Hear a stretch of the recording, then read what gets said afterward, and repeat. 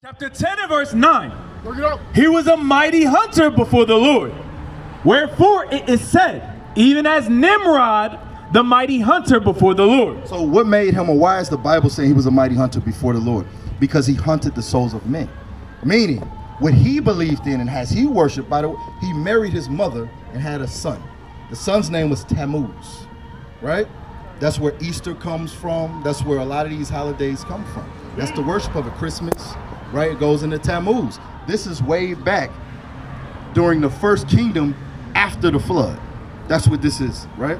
The Babylonian kingdom, the first Babylonian kingdom under Nimrod. So when it says he began to be a mighty hunter before the Lord, that means he gathered everybody to himself. So there was no, you are special people over there. You're an Israelite. You were God's chosen people. You're supposed to be doing what God said. No, he gathered everybody to himself, all nations to himself. That's what it means he began to be a mighty hunter before the Lord, because the Lord established the nations, right or wrong, right? And when he did that, he gave all the people what they're supposed to do, which is obey the Israelites, or it was no Israelites in this time. They were the chosen people, the sons of Adam, or the sons of God, they were called in this time, right? The other people were the sons of man. They were referred to as the sons of man. Adam was going into the sons of God. You understand? I'm just giving you a quick back history. So what Nimrod did was he gathered everybody and said, all right, y'all just all follow me. So there was no more the sons of God ruling the earth no more, behaving as their father. You understand? They now behave as Nimrod. So what's wrong with marrying your mother? What's wrong with that? And having a child with her. What's wrong with that? You understand? We were corrupted even then. So the Lord had to intervene and destroy that. So that's what it means when it says for Nimrod, where it said he began to be a mighty hunter before the Lord. More people obeyed him than God in the earth at this time, right? All right, let's get it real quick. Job chapter 1. He introduced the worship of birthdays into the earth. The worship of a child being born, or the day you were born. Watch this. This is the book of Job, chapter 1 and verse 4.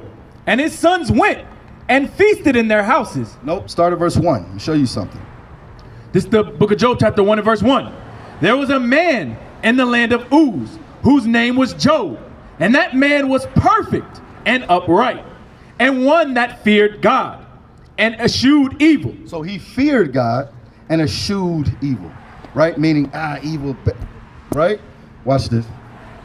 And there were born unto him 7 sons and 3 daughters. So he had 7 sons, 3 daughters. Watch this. His substance also was 7,000 sheep and 3,000 camels and 500 yoke of oxen and 500 she-asses and a very great household. So the Bible is describing animals, right? What's significant of that is that's also describing his measure of wealth. Imagine you just got 5 cows. Let's not even talk about the other stuff. 500 cows. Where do you keep them? How do you feed them every day? Right. How do you take care of them? How do you take care of their sicknesses? So that's going into servants. That's going into land. That's going into money. Right.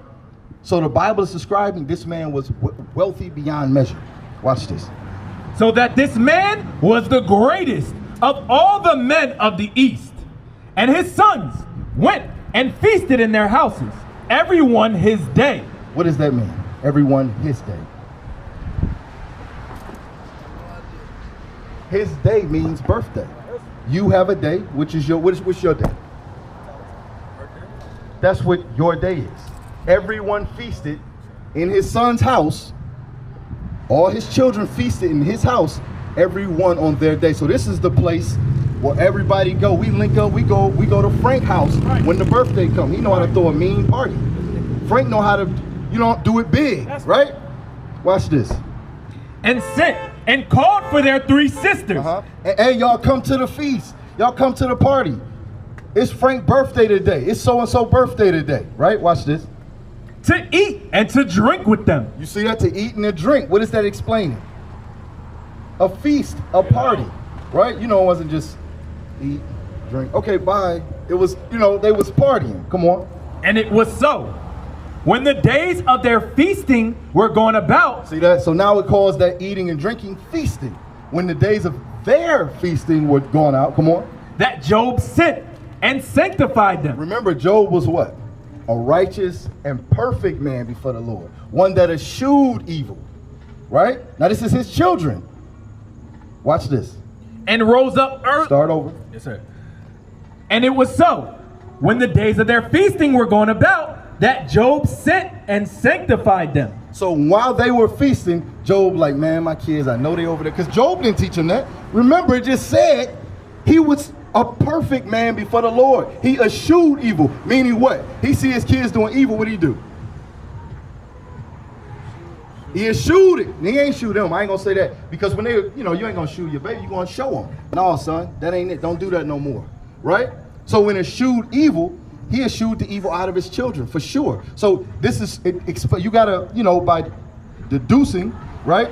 You have to understand, they understood that they were not supposed to do this. They knew it. Job taught them. He was perfect. They his kids. Watch this. Read it again. And it was so, when the days of their feasting were going about, while they celebrating their birthday, come on, that Job sent and sanctified them. What does it mean to sanctify?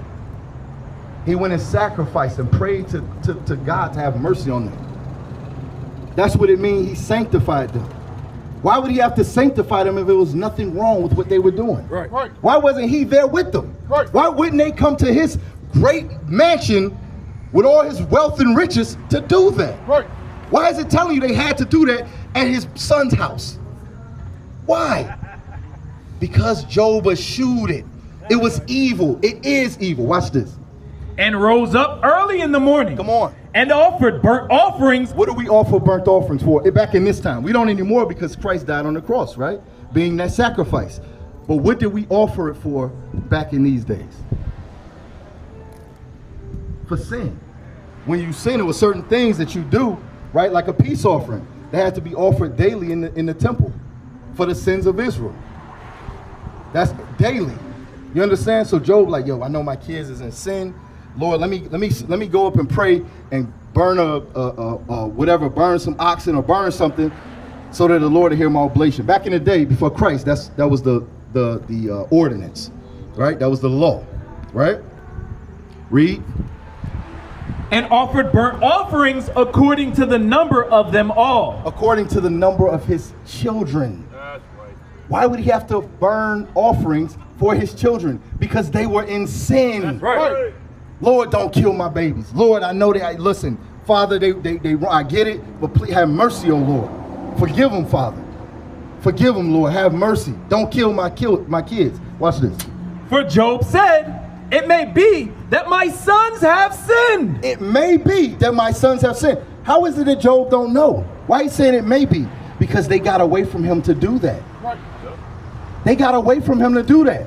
But he's perfect and upright, and he eschews evil. You telling me that Job's sons can't come and feast at his house in righteousness? It had to be evil. But watch this. We're going to prove that it's evil. Watch this. And curse God in their hearts. They curse God in their hearts to do it. You know what I mean to curse God? You hear the law, you be like, nah, I'm not doing that. Nah. That's cursing God. That's cursing God. It may be, Job said it may be, Lord, that they curse God in their heart. Meaning they said, to hell with the laws. To hell with what my father taught us. In righteousness, right? Watch this. Thus did Job continually. Now, there was a day when the sons of God came to present themselves before the Lord. Now this is the delegation in heaven. This is the Lord is mustering all his angels, right? Y'all know it's angels here in this earth. That's who make earthquakes, all that stuff happen. That ain't just random, just, you know what? A rock hit another rock in the right way and it just, no. There's angels. God is controlling his creation, right? All the death you see, God is doing that. 100,000 died in a flood. God is doing that. God is doing it. The same one that created life, guess who is overtaking it also? God. Right. God. Watch this. So it says that the sons of God, those are angels, right? Came to present themselves before the Father. You familiar with mustering or military? Right? You get up in the morning, you got to go muster, right? You got to go muster before who? The leader. Whether it's the commander, what they call in the army, captain, colonel, chief, whatever. right? Whoever you got to muster before. So here, the Lord said, everybody come muster. Watch this. And Satan came also among them. Uh-oh. Satan is also one of God's angels. He ain't up there fighting with God. Then God get a few licks in and he get a few in. And then God take him and throw him to the earth and then he come back and they fight again. That's stupidity that places like this teach us. Right. Yeah. I learned that same stupidity. But that ain't what we're reading here. In the Bible, listen. Watch this. And the Lord said unto Satan, God said to Satan, come on, whence comest thou? what have you been doing? So imagine this. You go muster, right? You go before, I don't know what the term that y'all, like go before the board or a board, right? Who are you? What are you doing? What's your job? What's your position? What's your title? Have you done it? What's going on? What are you facing doing it? What's your success rate? All those things, right? So God is saying, have you tried my servant Job? God is introducing Satan to the thought, yo, I told you to go try my sons, right? Go try them. See which one will deny you. Right. That's what Satan was created for, to make sure that his sons, his daughters, deny Satan. If you deny Satan, what are you doing with him? You're acknowledging God. That's right. You understand? So Satan is before God. God is asking, what have you been doing? Watch this. Then Satan answered the Lord. Now this is what Satan say back to that question. And said, from going to and fro in the earth. From going to and fro in the earth. What to and fro mean? What are you saying? He's saying, Lord, I'm doing what you told me to do. I'm doing my job. What's good? What's going on? What's on your mind? Right? Come on. And from walking He ain't say it like that. You know he had more respect than to just speak loosely, but watch this. And from walking up and down in it. And the Lord said unto Satan, watch this. Hast thou considered my servant Job? That there is none like him in the earth. Now this is God talking to Satan. Have you considered my servant Job, that there is none like him? This one is perfect. He's definitely going to deny you, Satan. Have you tried him? Watch this. A perfect and upright man, one that feareth God and eschewed evil. Then Satan answered the Lord and said, doth Job fear God for naught? Hast thou not made an hedge about him, and about his house, and about all that he hath on every side? So he's saying, Satan is saying, God, he only loved you because you protect him and you gave him everything. You made him a rich man. He don't face no trials. He don't go through nothing. That's why he love you. Watch this. Thou hast blessed the work of his hands. Everything he do, Lord, you bless it. You know how we do some things and sometimes it works, sometimes it don't. No, he said everything Job do, he like, Lord, he love you because everything he touch, you bless it. You make it, you give him success. Come on. And his substance is increased in the land. But put forth thy hand now. He say, but put forth your hand, meaning say go. Give me the word. Watch this. And touch all that he hath. Give me the word to go and touch all his substance, everything he got, his riches, his family, his servants. Watch this. And he will curse thee to thy face. Guarantee you he gonna curse you. Guarantee you he gonna start keeping birthdays. Guarantee you he gonna deny you. Guarantee. That's what Satan is telling the Lord. Watch this. And the Lord said unto Satan, behold, all that he hath is in thy power. He said, go ahead, Satan. Go and get rid of all his wealth, all his riches. Everything he got, it's in your power. Do you. Watch this. Only upon himself put not forth thine hand. Just don't kill Job himself. Don't touch Job. You can touch everything else. Just don't touch him. Watch this. So Satan went forth from the presence of the Lord. And there was a day when his sons and his daughters were eating and drinking. Hold on. Remember that day? We read about it.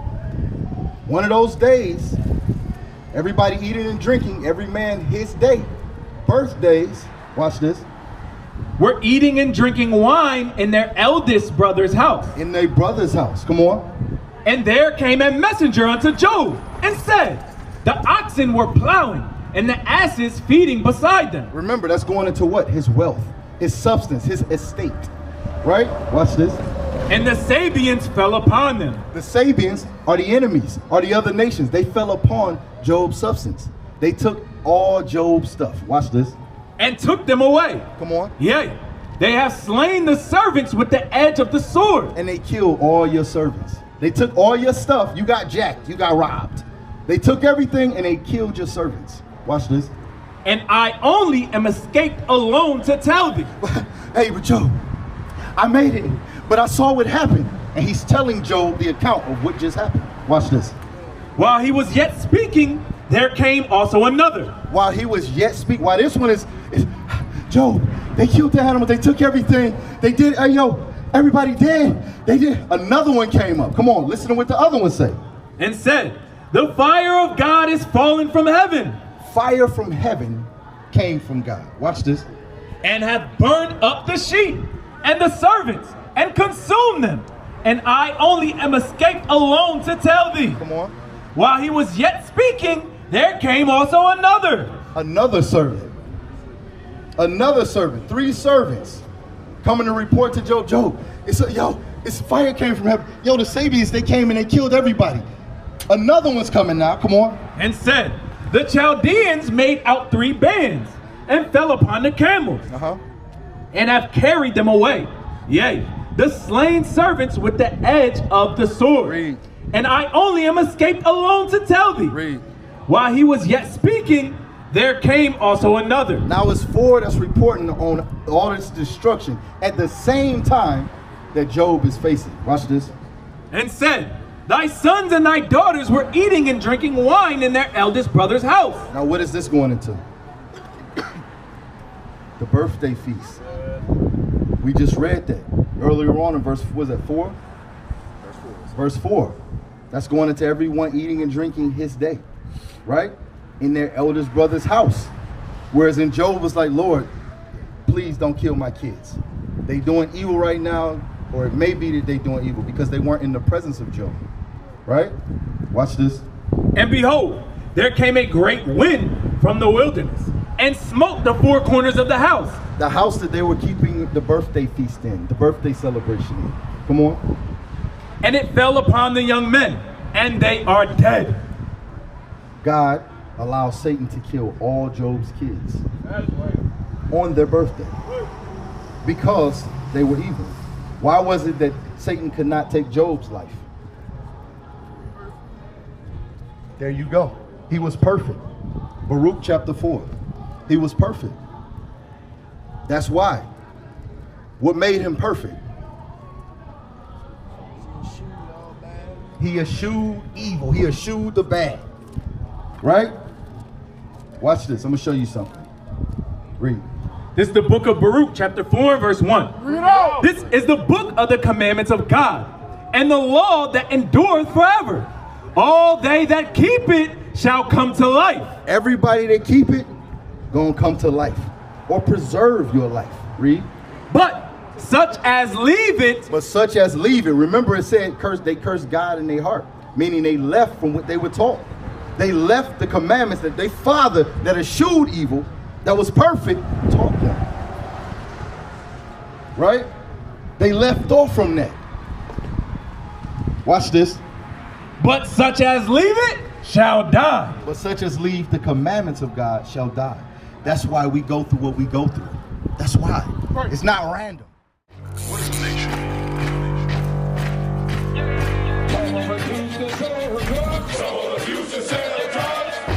Nation is men leading by example.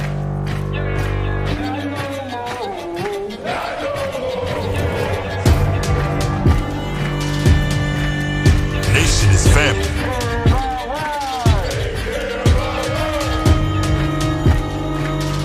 Nation is community. Nation is children with role